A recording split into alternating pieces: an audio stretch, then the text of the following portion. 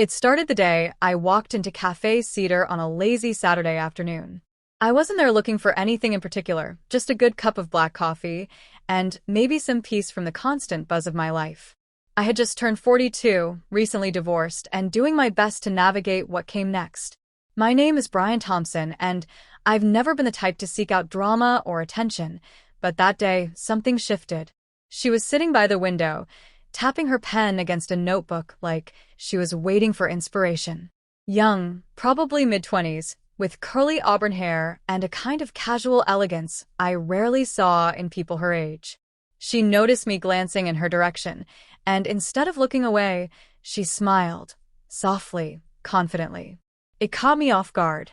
I ordered my coffee and settled into the far corner, opening my laptop, pretending to get some work done. But my attention kept drifting back to her. She wasn't flashy or overly made up.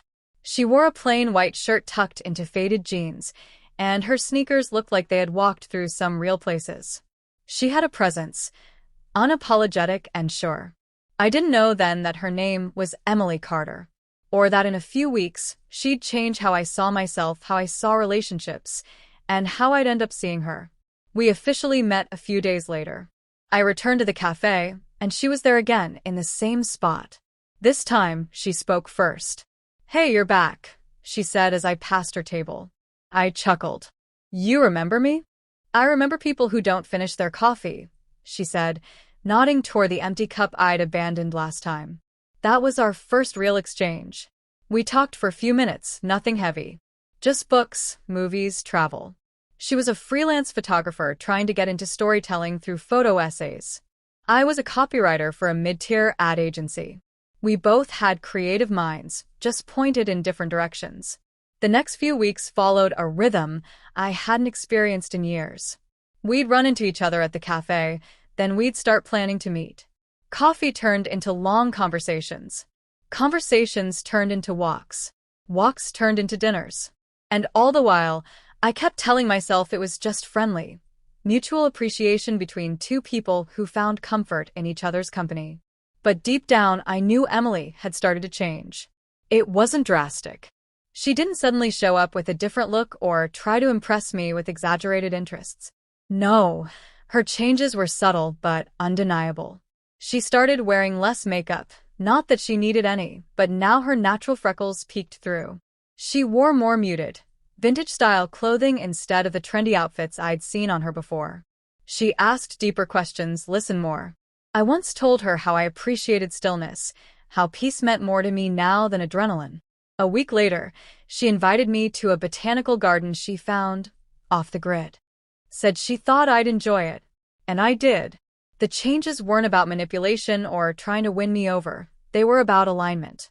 She was adjusting her world to walk beside mine. I wasn't blind to the age gap. I was 42, with a few gray streaks in my hair and a history she hadn't lived long enough to fully understand. She was 26, still figuring out who she was, yet somehow incredibly certain when it came to me. I'd catch her studying my expressions when I talked about my past marriage or my struggles with confidence after the divorce. "I like that you're real about it," she said once. "Most guys try to pretend like they're totally over it or didn't care. But I like that you don't fake strength." That hit me harder than I expected. In a world where appearances were currency, her honesty was currency of another kind. Our connection deepened. She started sharing more about her upbringing, her fear of not being taken seriously by older people, especially in creative fields. One night over dinner at my place, she admitted something that caught me off guard. "I used to think dating an older guy would be weird. Like, too many differences, too many what-ifs. But with you, I feel like I've finally caught up to myself." I was silent for a moment.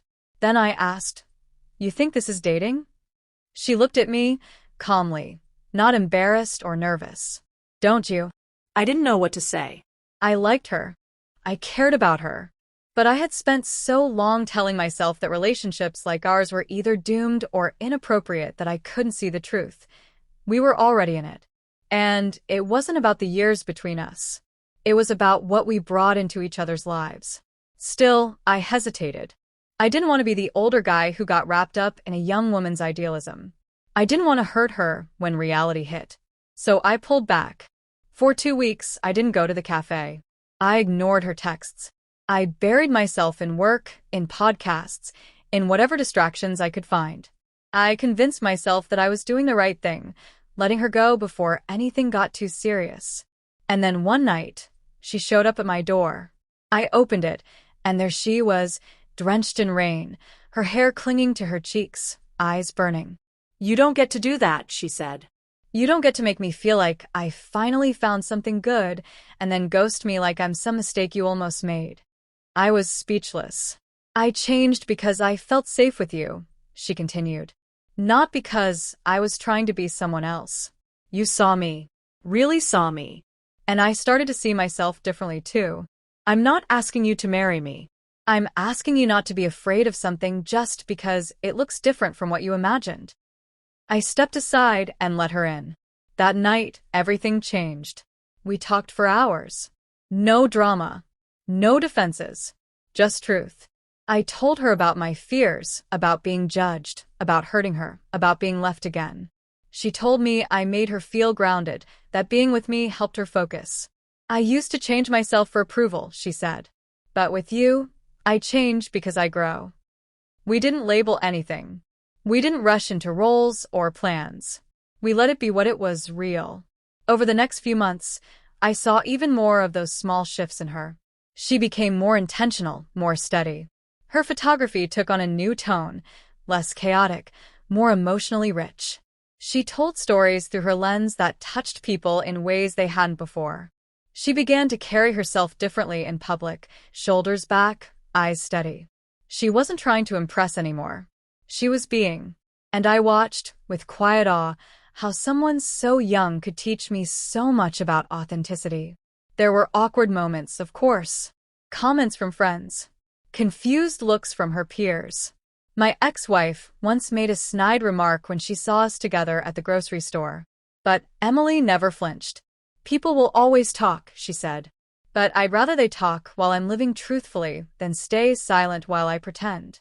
One evening, as we sat on the porch sipping wine, she asked, "Do you think I've changed too much?" I looked at her. No.